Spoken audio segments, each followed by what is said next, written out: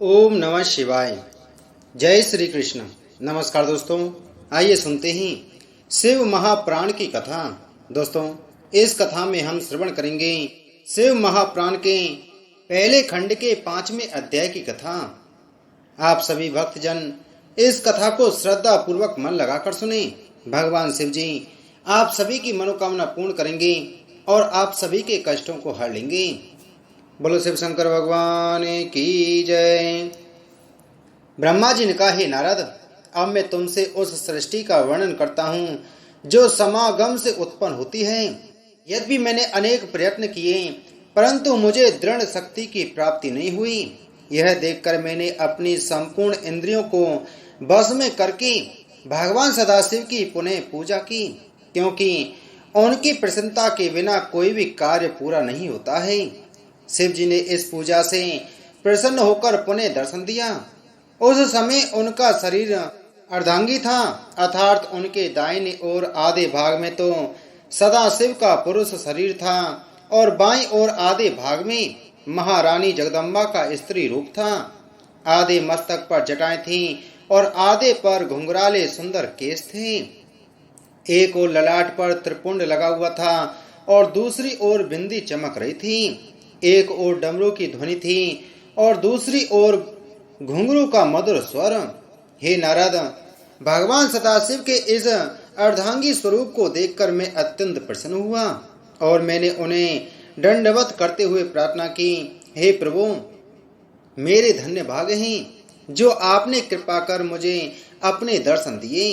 मेरी स्तुति को सुनकर भगवान सदाशिव हंसते हुए बोले, हे ब्रह्मन, तुमने जिस मनोरथ की प्राप्ति के लिए इतना कष्ट भोगा है उसे हम जानते हैं। तुम्हारी अभिलाषा अधिक संतान उत्पन्न करने की है। इतना कहकर भगवान सदाशिव शक्ति से अलग हो गए।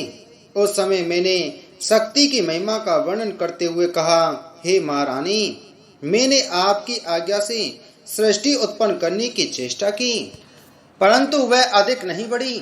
हे अम्बे, अब मैं कामदेव के आश्रय से सृष्टि उत्पन्न करना चाहता हूँ और आपसे यह वरदान मांगता हूँ कि मेरा मनोरथ पूर्ण हो। हे जगदम्बे, आप दक्ष की पुत्री के रूप में अवतार ग्रहण करें। मेरे मुख से निकले हुए इन शब्दों को सुनकर भगवती महामाया ने पहले तो भगवान सदाशिव की ओर देखा, फिर मुझसे यह कहा, हे ब्रह्मन, मैं तुम्हारी पौत्री के रूप में जन्म लूंगी। मेरा नाम सती होगा। जिस समय राजा दक्ष भगवान सदाशिव का अपमान करेगा उस समय में अंतर ध्यान हो जाऊंगी। इतना कहकर वे शक्ति स्वरूपा जगदम्बा पुनः श्री सदाशिव के शरीर से संयुक्त हो गईं। तब भगवान भूत भावन भी अंतर ध्यान हो गए। ब्रह्मा जी बोले, हे नारद, अब मैं तुम्हें वह वृतांत सुनाता हूँ जिस प्रकार इस मैथुनी सृष्टि की उत्पत्ति हुई। भगवान सदाशिव से शक्ति प्राप्त कर मैंने एक पुरुष तथा एक स्त्री को अपने आधे आधे शरीर से उत्पन्न किया। उस पुरुष का नाम स्वयंभू मनु तथा स्त्री का नाम शतरूपा हुआ। शतरूपा ने तपस्या द्वारा मनु को पति रूप में प्राप्त किया। फिर उन दोनों पुरुष तथा स्त्री ने मेरे पास आकर कहा, हे पिता, आप हमें कुछ आज्ञा दीजिए। तब मैंने अत्यंत प्रसन्न होकर उन्हें यह आज्ञा दी कि तुम सर्वप्रथम भगवान सदाशिव का पूजन करो, तदुपरांत उनसे आज्ञा पाकर सृष्टि उत्पन्न करने का कार्य करो। मेरी आज्ञा को स्वीकार कर उन्होंने ऐसी तपस्या की कि भगवान सदाशिव ने प्रसन्न होकर उन्हें अपना दर्शन दिया तथा वरदान मांगने के लिए कहा। उस समय मनु ने उनकी स्तुति करते हुए यह कहा, हे प्रभु, अपने मन की इच्छा को आपके सामने प्रकट करना मूर्खता होगी, अतः आप हमारे लिए जो उचित समझे वह करें।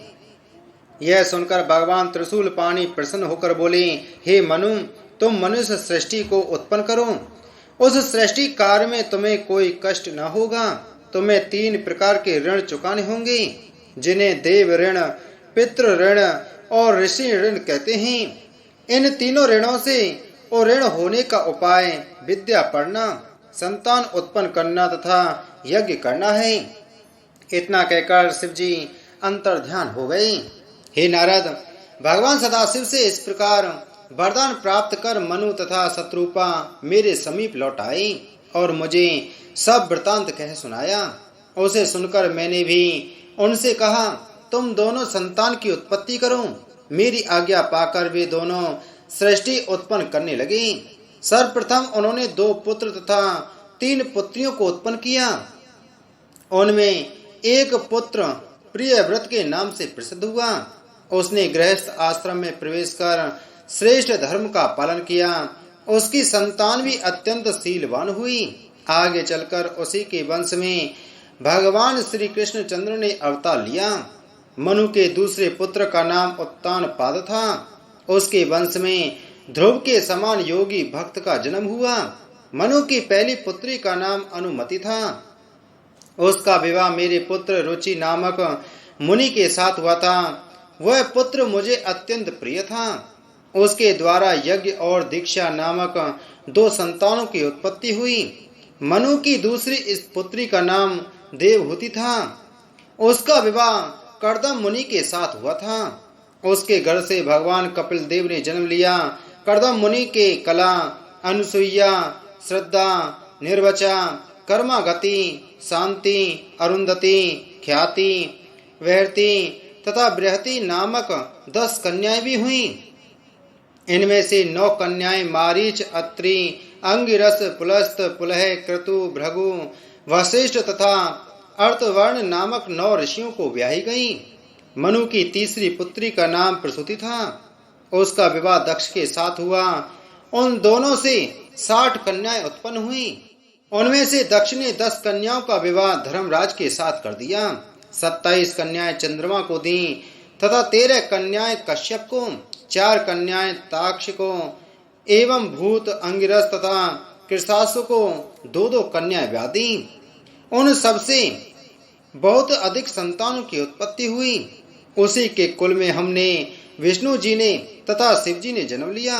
इस प्रकार अपनी 60 पुत्रियों का विवाह करने के उपरांत दक्ष ने मेरे पास आकर सब हाल कह सुनाया और यह पूछा कि अब आप मुझे क्या आज्ञा देते हैं। दक्ष की बात सुनकर मैंने उसकी प्रशंसा करते हुए कहा, हे पुत्र, अब तुम कोई ऐसा उपाय करो जिससे तुम्हारी एक पुत्री का विवाह शिवजी के साथ हो सके। ऐसा करने से तुम्हारा जन्म सफल हो जाएगा और हमारी सृष्टि पवित्र हो जाएगी। मेरी यह आज्ञा सुनकर दक्ष कठिन तपस्या करने के लिए चला गया। उस तपस्या के प्रभाव से आदि शक्ति जगदम्बा ने दक्ष के घर में अवतार ग्रहण किया। नारद जी ने हंसकर कहा, हे पिता, अब आप अपने विष्णु जी के एवं शिव जी के लोकों का वर्णन कीजिए।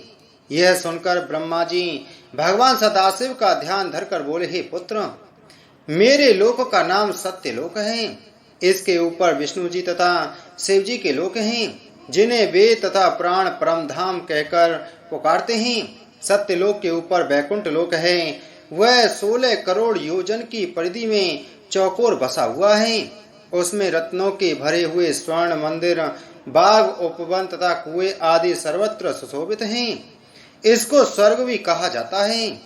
हे नारद, अब मैं तुमसे उस लोक का वर्णन करता हूँ जो स्वर्ग से ऊपर है और जिसे स्वामी कार्तिकेय लोक कहते हैं। वह लोक 64 योजन की परिधि में चौकोर बसा हुआ है। उस लोक के सभी घर रत्नों से भरे हुए हैं। उस लोक के स्वामी कार्तिकेय हैं, जिन्होंने तारकासुर का वध कर देवताओं को आनंद प्रदान किया था। वे भगवान सदाशिव के पुत्र होकर उन्हीं के पद पर विराजमान हैं। हे नारद, उस लोक के ऊपर शक्ति लोक है। वहाँ संपूर्ण सृष्टि की माता जगदम्बा आदि शक्ति निवास करती हैं। वहाँ इंद्र आदि देवता जगन माता की सेवा करते हुए उनके चरणों का ध्यान धरते रहते हैं।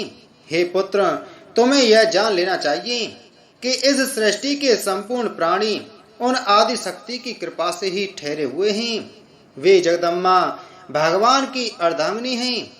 उन्हीं के अंश द्वारा मेरी पत्नी ब्रह्माणी, विष्णु जी की अर्धांगिनी लक्ष्मी एवं स्वाहा, स्वधा, सिद्धा, विश्वा तथा इंद्राणी की उत्पत्ति हुई है।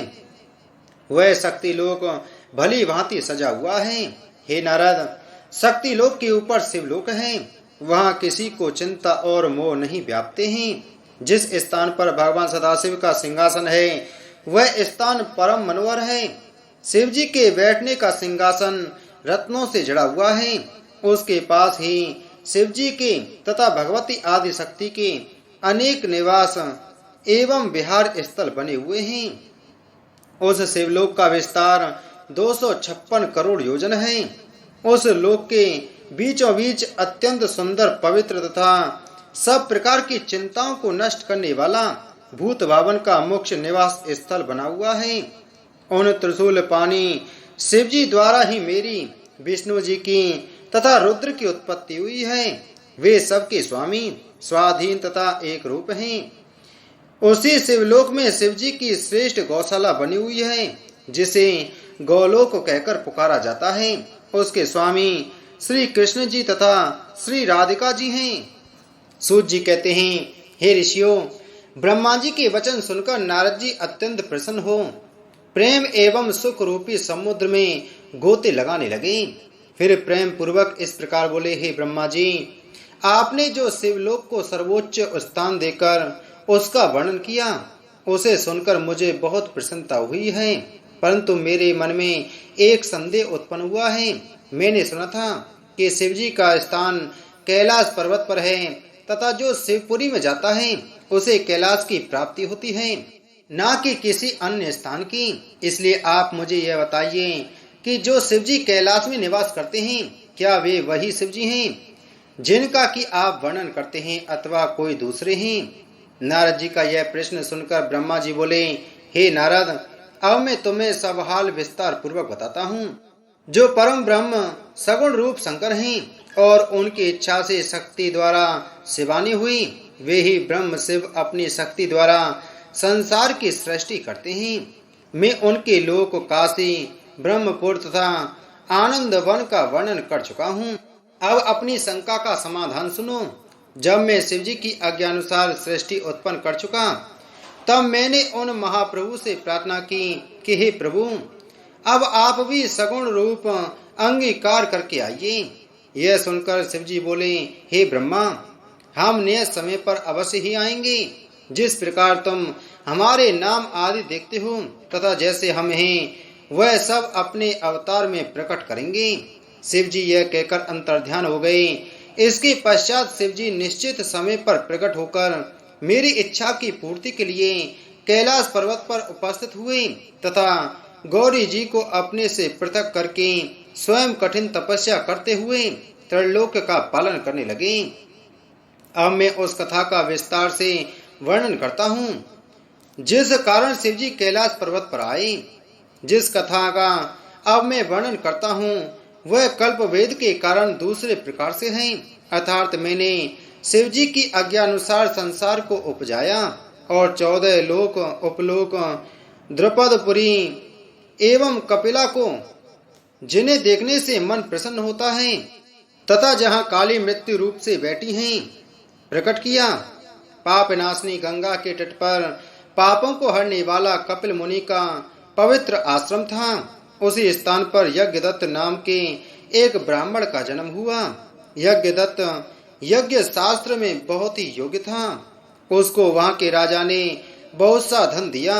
वह वाग्मी, शुद्ध हृदय, शीलवान, वेदों में निपुण, परम उपकारी, उदार तथा शिवजी का परम भक्त था। उसकी स्त्री अत्यंत पवित्र, पतिव्रता, गृह कार्य में निपुण तथा अच्छे कार्यों को करने वाली थी। कुछ समय पश्चात उसके एक पुत्र उत्पन्न हुआ। उसका नाम उन्होंने गुणनिधि रखा। गुणनिधि ने थोड़े ही दिन में अनेक विद्याएं सीख ली, परंतु कुछ दिनों के पश्चात वह कुल की रीति छोड़कर बुरी रीति पर चलने लगा। उसने बुरे मनुष्यों की संगति की। उसी के फल स्वरूप उसकी बुद्धि भ्रष्ट हो गई, क्योंकि अच्छे और बुरे कर्मों पर संगति का प्रभाव अवश्य पड़ता है। गुणनिधि उस अज्ञान अवस्था में बुरे लोगों के संपर्क में आया जाया करता था। धीरे धीरे उसके सब धर्म नष्ट होने लगे। वह वेदों के विपरीत कर्म करने लगा। वह बड़ा छली तथा जुआरी हो गया। उसकी माता उसको नित्य भले भले उपदेश करती, परंतु वह पिता के निकट कभी भी ना जाता। जिस समय उसकी माता गृह कार्य में संलग्न रहती, वह घर की चीजों को चुरा कर ले जाता। एक बार उसके पिता ने पूछा कि गुणनिधि कहाँ गया? तब माता ने उत्तर दिया कि वह स्नान, पूजन तथा भोजन आदि से निवृत्त होकर अपने मित्र विद्यार्थियों के साथ पाठशाला चला गया है। इस प्रकार उसकी माता ने उसके पिता से उसके अवगुणों को छिपाया। श्री शिव महापुराण पहला खंड 5वां अध्याय समाप्त। बोलो शिव शंकर भगवान की जय।